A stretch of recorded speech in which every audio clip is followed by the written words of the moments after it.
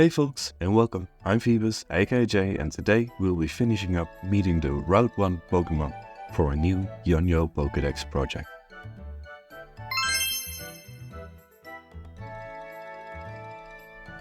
So, what I had in mind for today was to continue showcasing the early Route Pokemon I started with the last video.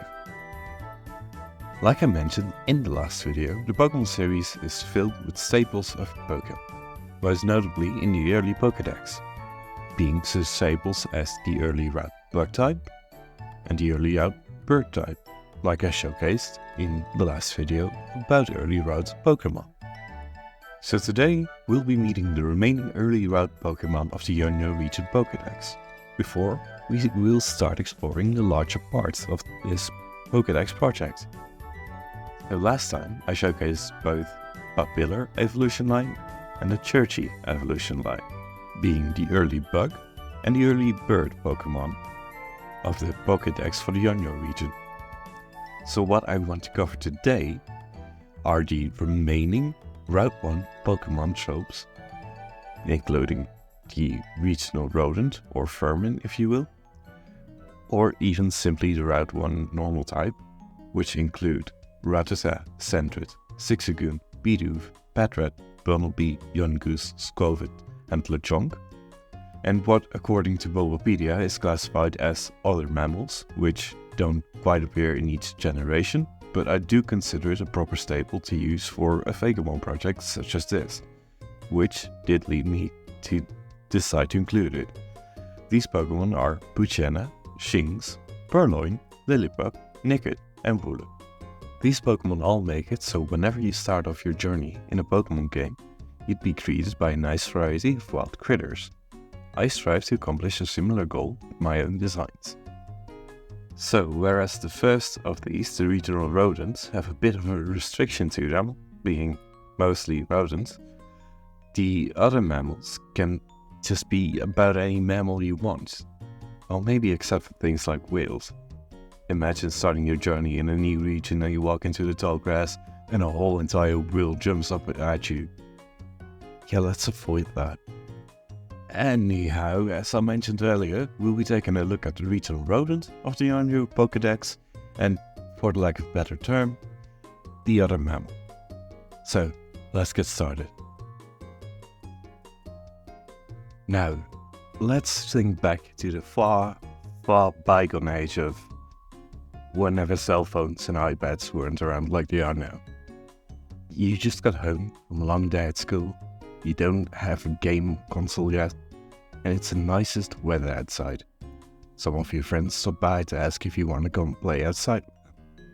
You aren't sure what you're gonna do yet, but one of your friends brought a ball, and a bunch of you just go out to the field and throw a ball back and forth. Now, I know this animal has been used as a Route 1 rodent before, but I believe that it, with its evolutions, will distinguish itself enough from the other one. Now, a whole bit of being ambiguous about this later. Let me introduce you to Yakuriel. And yes, it is not a squirrel, but not just a squirrel. It is a squirrel that loves throwing around the nut it carries with it with others of its kind. These little critters are, in fact, pitchers. Yakuriel takes its name from Yaku, meaning baseball, and the word squirrel, simply. Yakuriel takes inspiration from the Eurasian red squirrel, an animal that lives throughout the forests of the Korean peninsula, and a common animal that I believe works very nicely as a Route 1 rodent or normal type, and it also takes some inspiration from the Siberian chipmunk, from which it borrows such things as its slightly striped pattern and its more stout tail. But that said, the big inspiration source behind the idea primarily stems from baseball.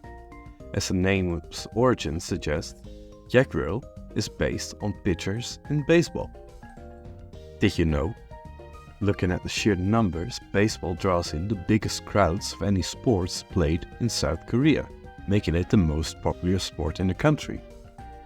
With it being the most popular sport in the country, It makes sense for it to be the most practiced game amongst kids too, which did inspire Yakiril to be a pitcher. Yakiril, the pitcher Pokemon.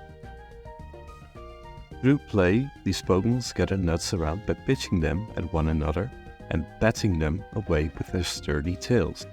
Where a pair of these Pokemon play, new trees will start growing after they are gone.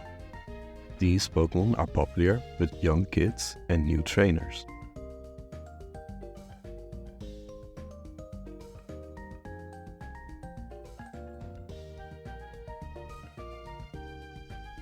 Am I going to say the special thing right now? Nah, I'm a whole offer. Anyway, of course, it's customary to evolve your one rodent, at least once. I mean, how could you not? All regional rodents, except for Zigzagoon if you want to count its Galarian, do evolve only one time. So, who would I be to shake that up now? That said, what is the best way to have a squirrel that's also a pitcher evolve? You, of course, give it a different role on the team and build on the foundation you've laid down with the base form. Because after all, evolution within Pokemon is often a way to reflect your own progress as a trainer. Seeing your own Pokemon grow stronger beside you is a core part of Pokemon being able to evolve. So again, I ask, what is the best way to have a squirrel that is also a pitcher evolve? You turn the squirrel into a batter. Let me introduce to you Tasural. With its name stemming from Tasu, hitting at a ball, and squirrel, it more or less keeps up the naming scheme done with its P-evolution. Which, truth be told, is something I personally really enjoy when Pokemon does it. Now Tasural has grown into a full-fledged batter, with the patterns and stripes on its body more or less being meant to represent a jersey worn by baseball players. The one ear on its head being folded upon, its head, is also meant to reflect helmets or caps often worn by baseball players. Oh, and of course its tail, which is now detachable, gives it a built-in baseball bat essentially. So it could, in theory, just play about anywhere, as long as it's willing to.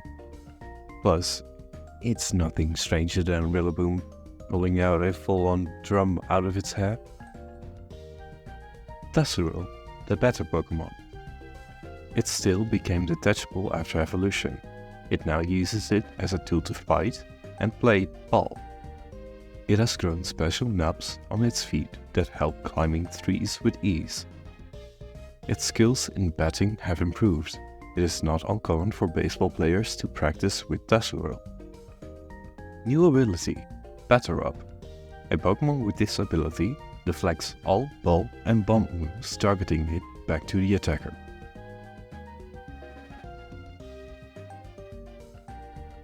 Okay, I'm gonna say a special thing now. Yakiril evolves into two separate Pokemon. That's right, it's a split evolution. At level 25, Yakiril evolves, but like Tyrogue, it evolves based on its attack stat or its defense stat being higher. With its attack stat being higher, Yakiril evolves into Tasugur. But with its defense stat being higher, it evolves into Posturol. Its name stemming from Posu, meaning catcher, and once again, squirrel. Yakiril that evolve into Posturol have a higher defensive stat, also being reflected in its general design here. Posturol takes on the catcher role as its origin implies, with the patterns on its body similar to Tasural, reflecting a jersey. Its larger paws also are meant to reflect baseball gloves. See, I couldn't really have it wearing actual baseball gloves, now could I? It also has a thicker layer on top of its fur, making it more protected of the two. Posturol, the catcher Pokemon. The nubs on its feet are specialized for giving it extra grip, blocking and catching projectiles, and hits alike. Its tail has grown heavier to make it harder to move against its will. Its heavy paws allow it to catch near all balls incoming its way. Its friendly disposition makes it popular with kids training for the sport.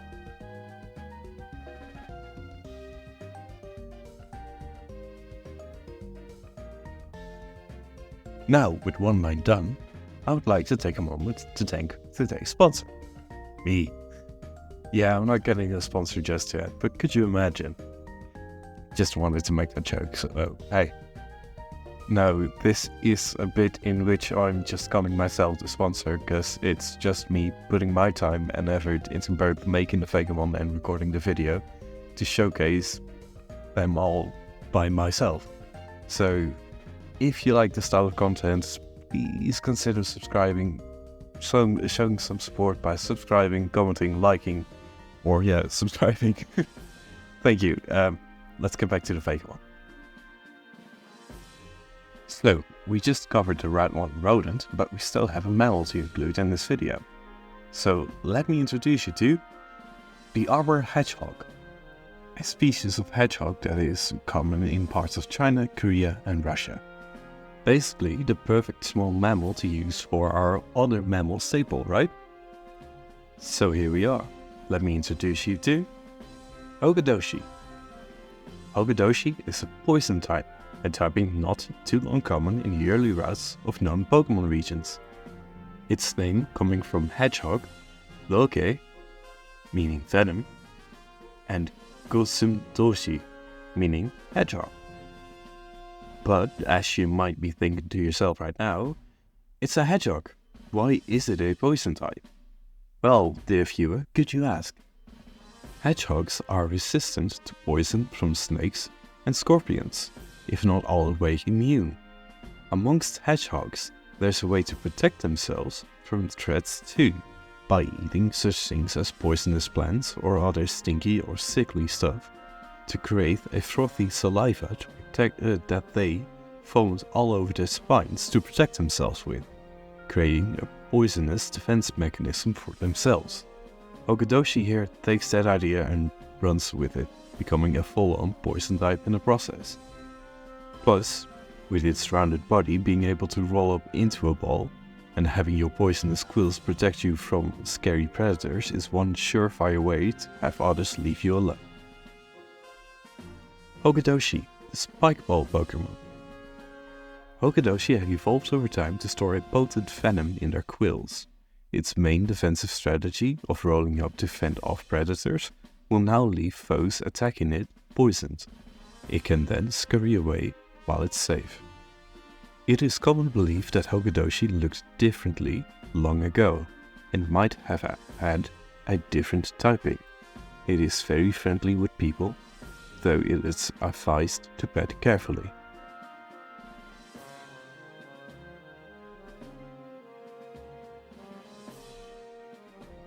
Okay, nearly there. One more, folks. And honestly, I think it'd be nice to keep it sweet and simple.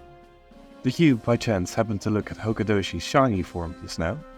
Then you might have already picked up which direction I'm gonna go in with this ball. So did you know South Korea has 4 big tire brands? I'm not a guy with a huge amount of knowledge when it comes to cars, but even I knew of Hankook Tire when it comes down to it. The big companies I could find are, of course, Hankook Tire, which is probably the most recognized brand globally, Kumho Tire, Nexon Tire, and Toyo Tire. Now, why am I talking about tires while I should be talking about the evolution for the poison type hedgehog I just introduced you to? Well, that's because this hedgehog takes inspiration from the most famous one out there. Meet Shockquill. It's a name coming from shock/venom shock, quill, and wheel. It's a hedgehog that has a natural armor that allows it to form a full tire when it rolls up. It now gains the electric typing, which also generates by rolling at high speeds. The ridges on its back also allow it to both fight off foes, as well as gain more traction and climb steep surfaces. And yeah, when it rolls up, it would in fact do the Sonic thing. Hence why it's shiny is blue. Shockwheel, the spike wheel Pokemon. When it is rolled up, its body forms a big wheel. It has evolved this ability to fend predators off with. Each of the barbs on its back stores enough venom to paralyze a Snorlax. When it reaches full speed, it will form more spikes from electricity on the trails on its back and leave a trail of light behind it. It can use its spikes to climb up varied surfaces. So those were the remaining Pokemon to finish out our early Pokedex tables. An early route Bug-type line, an early route Bird Pokemon line, a regional rodent line, and the other mammal. I wish that I had a better name. Let me know which is your favorite of the lot. Next time in the Yeonjo Pokedex we'll be branching out to start fleshing out this Pokedex more. So for now, thank you for watching. If you liked the video, please let me know by dropping a like, commenting, or subscribing for more. Until next time. Oh, by the way, YouTube thinks you might like this video if you enjoyed watching.